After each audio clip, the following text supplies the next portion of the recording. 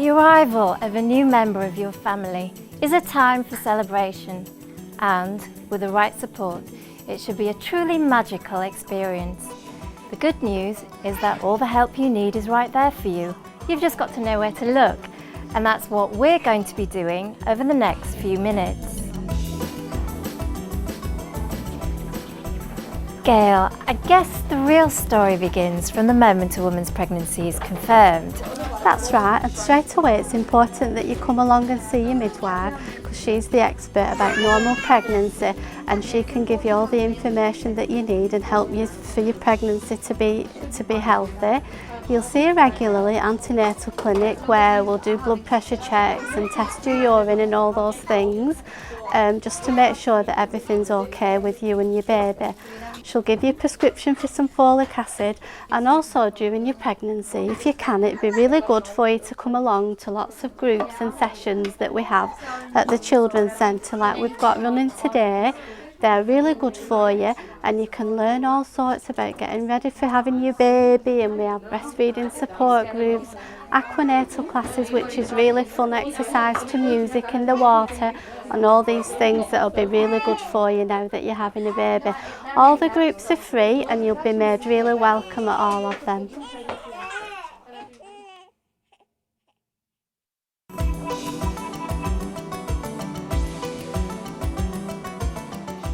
A healthy diet is important at every stage of our lives, and ever more so than when we're pregnant. So it's important to understand how easily we can help the health of our baby, as well as our own well-being through what we eat. Severa, most people will probably be familiar with the term balanced diet. But what's this mean for a woman during pregnancy? Well, during pregnancy, a balanced diet is very important to ensure mum and baby are getting enough nutrients. That's why we should be eating all of these foods. We should be eating at least 5 portions of fruit and vegetables a day. These are a good source of vitamins and minerals, and it also has a high fibre content, which will prevent constipation in pregnancy, which is quite common. We should also be having carbohydrates such as rice, pasta, potato, bread.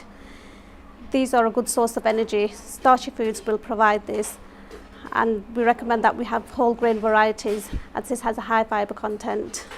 We should also be eating dairy foods, which is a good source of calcium. It's also good for the growth of the baby and the development of the baby.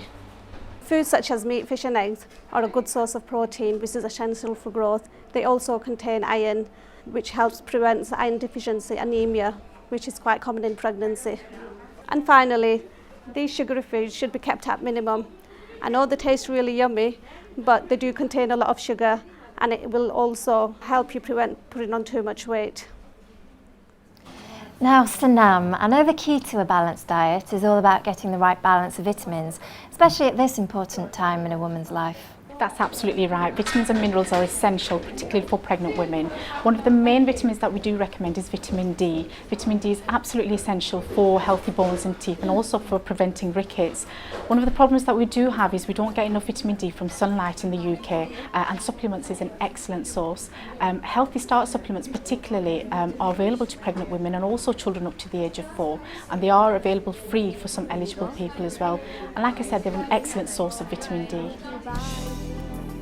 Once your baby is born, nature can give so much of what your child needs through breastfeeding. Shamim, what are the benefits of breastfeeding? From an Islamic perspective, it is recommended that both girls and boys are breastfed for a period of 2 years. In addition to this, there are many health benefits. For the baby, there is less of a chance of the baby getting diabetes. Breastfeeding has been linked to higher attainment academically, and also it's great protection for baby against infections. And are there any benefits for mum? Yeah, there's lots of benefits for mum. One is protection against female type cancers, and the other one is helping to reduce weight after you've given birth, using up to 500 extra calories a day. It's also a very, very special time for baby and mum. It gives you time out from your household chores and your daily routine to just spend very special time with your baby.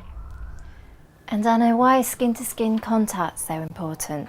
Well, when a baby's born, it's obviously quite vulnerable, and so to have skin-to-skin contact with its mum, it'll provide all the warmth it needs, so it helps control its temperature, but also feeling the mum's breathing helps the baby to control its own breathing, and it also helps its heart rate to be stable. And so the baby's then really relaxed and ready to feed, and breastfeeding is more successful if the mum has been able to give her baby skin-to-skin contact, and the baby's then able to get that first milk, the colostrum, that has lots of health benefits for the baby. So it's a really important time.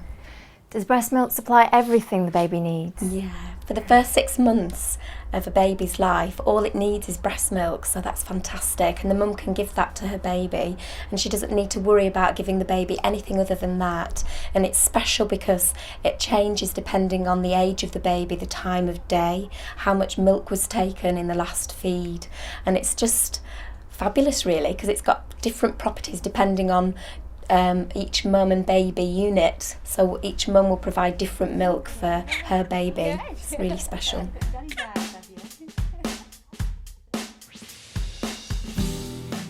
The support and advice that I got over breastfeeding, I thought was amazing, because there was always someone there to give me advice, and they were really patient and understanding, and they were just always there at hand.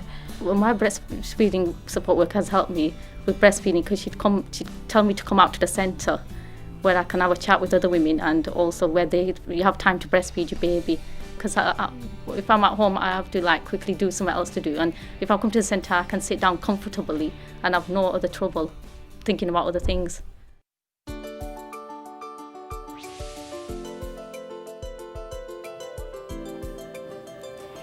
By making all the right preparations during your pregnancy, it should mean that when the time comes to give birth, you feel happy and confident about the experience. Anissa, every woman wants to have a normal birth. What can she do to make that happen? We all have our own perceptions of what we want to happen around the time of having our baby. To help you make the most of your birth experience, it is important you attend antenatal classes, share anxieties with your midwife and your own support network, ask questions at antenatal visits. Many people perceive a normal birth to be a natural birth. Active birth is one way to achieve a normal birth. What do you mean by active birth? Active birth means to stay mobile and in control during labour.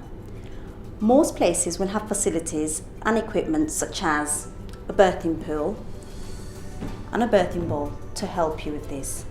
Alongside this, there is also medical support if you require. And Erica, how do you help ensure a woman has a really positive experience? Well, a positive birth experience can be the perfect start to the mum-baby relationship. As midwives, we can give information to pregnant mums around birth and around the choices that they have for birth. And then working alongside mums in labour, we can actually work with these choices and help mums get the best experience and the thing that's exactly right for them.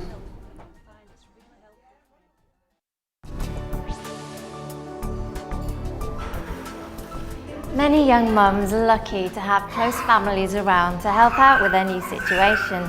But it's important to take advantage of all the extra professional and community support that's available, not just for their specialist advice, but also because of the new friends you'll make. Asia, what sort of family support's available? There's a wide variety of family support available from the children's centres, which consists of home visiting, advice and guidance, parenting programs and play and learn activities, and it can be so much fun making new friends. Also, it's very rewarding for myself to be working with children and families in the community. One of the most immediate sources of help and support is available through your health visitor. The role of the health visitor is about searching out health needs, not just for the family but also for the local community as well, and then sort of putting in interventions to address those health needs. And the reason why a health visitor role is so important is that we can do early detection of any problems that children or families might have, and that includes physical and mental well-being as well. Now, Shahida, it's important that new mums continue to keep a close check on their own health after giving birth, isn't it? It's really important that women look after themselves, especially after having a baby. And one of the most important things that they can do is keep up with their smear. A smear check's done on all women from the age of 25 to the age of 64. A woman who's had a baby, and if she's due her check, her smear check, she should have it done at 3 months. She will get an appointment every 3 years to actually have it done.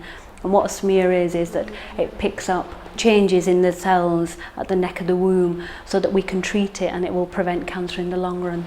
And where can women go for this test? They can go to their doctor. A lady doctor can do the test. They can go to their nurse, family planning nurse, or they can go to the practice nurse within their doctors and have it done there. And I've heard that some women can even be incontinent after pregnancy. Is that true? Yeah, sometimes women can have some problems if they're having any accidents getting to the toilet. They need to go and see somebody and actually get some help. If we can pick it up early, we can then help them with it. Family planning may be the last thing on a woman's mind just after giving birth. But in fact, Wendy, it should be a top priority. Yes, it should. Not a lot of women realise that their fertility comes back very quickly after having a baby, as early as 4 weeks. So it's really important to get contraception sorted out before your baby's 3 weeks old, even though you might not need it for a little while after, you have it ready. If you've had an accident and you need emergency contraception, you can get that from your own GP, family planning clinic, or a local chemist, and all contraception is free. It's really good though if you can plan your contraception in advance and get it fixed up beforehand.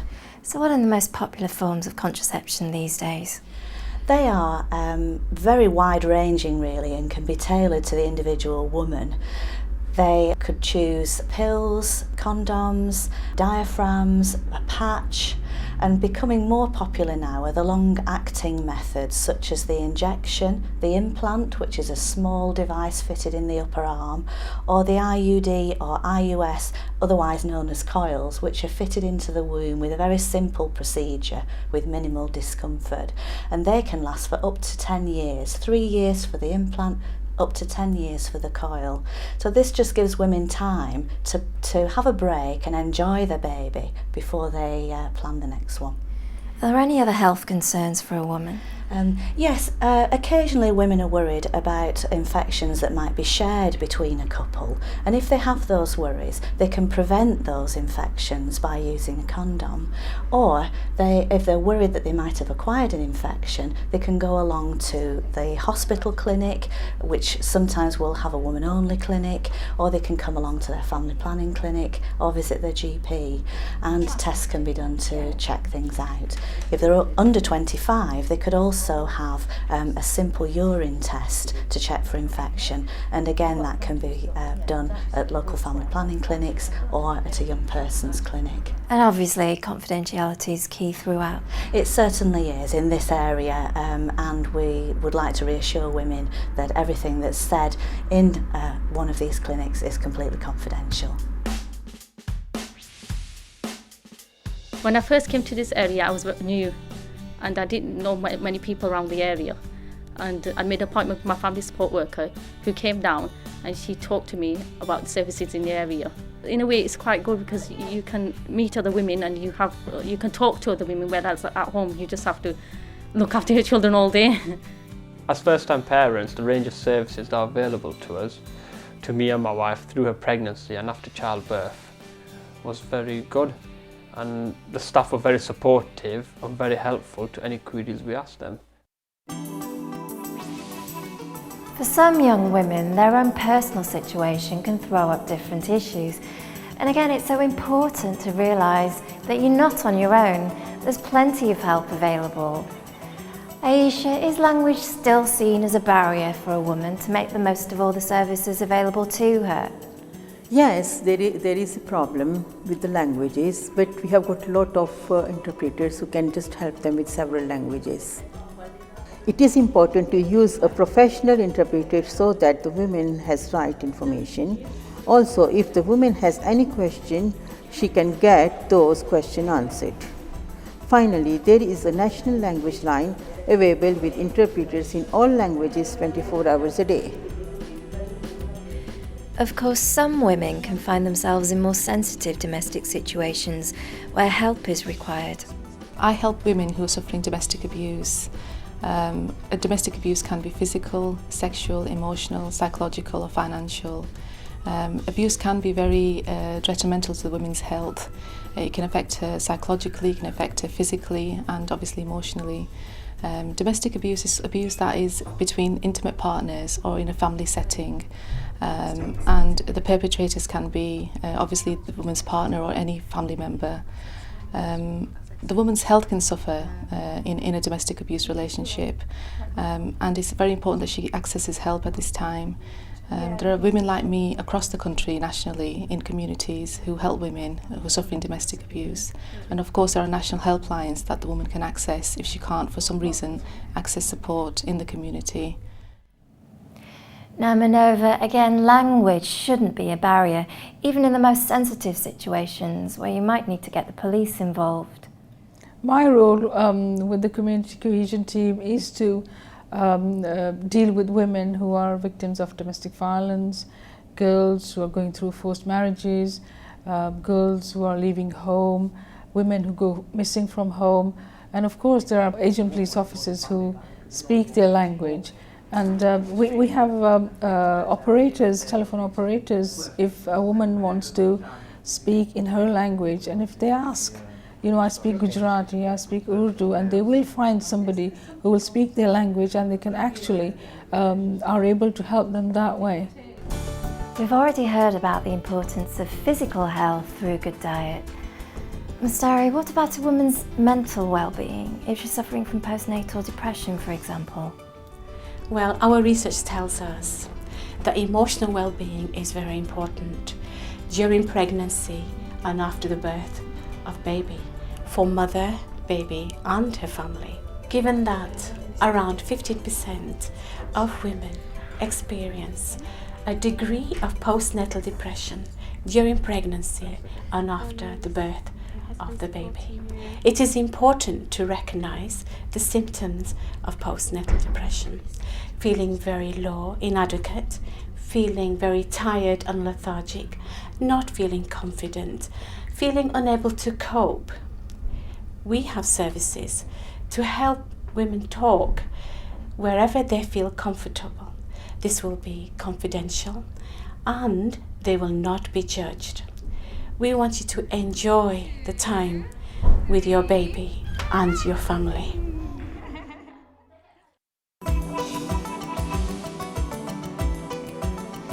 We've covered so much ground over the past few minutes. Let's take a moment to look at some of the key issues. Erica, what would be your top 10 tips for new parents? Well, I'd say number one would be to breastfeed. There's just so many different benefits to both mum and baby. Number two, don't fall asleep with your baby. You need to ask your health visitor or midwife for more information about this. And number three, don't let your baby get too hot. This can increase the risk of your baby dying. 4, delay weaning until your baby is 6 months old. Your baby can get all the nourishment it needs from breast milk for this period of time. 5, keep your home smoke-free and don't smoke in front of your baby.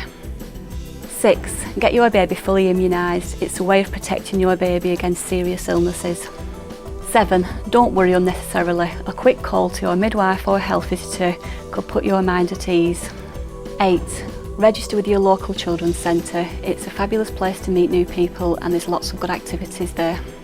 9, think safety. Try and look at your own home through a small child's eyes. And 10, look after yourself, eat regularly, and if you are feeling a little bit low, talk to somebody who you can trust, who you think can support you. From antenatal classes to diet and nutrition, right through to family and specialist support, there's just so much help available. So, wherever you are and whatever your situation, it makes sense to identify the local options available to you as soon as possible. I found that the care I had throughout my pregnancy and through the birth as well was excellent. There was always someone there to help and just give support. We were given good support and all the information we required and all the queries it's important people ask because the service is available and people should take advantage of it.